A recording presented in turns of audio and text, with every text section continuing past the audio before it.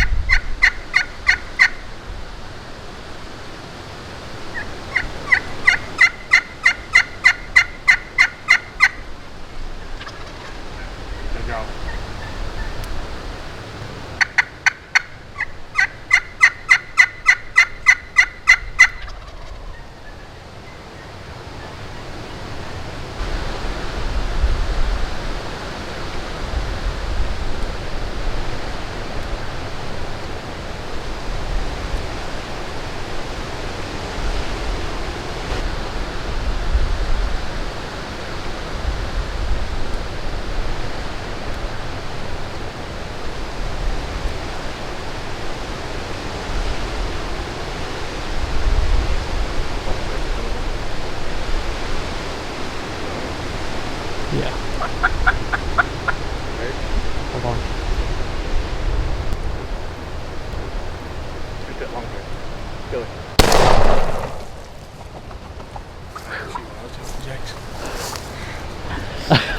Welcome to Oklahoma, son. I guess that's how it's done.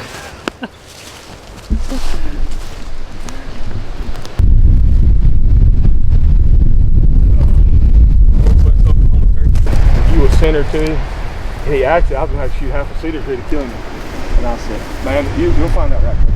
I'll let somebody. I'm the same way. Yeah, I'm the same way. that's a good shot. Look what they had on that joker. Good God.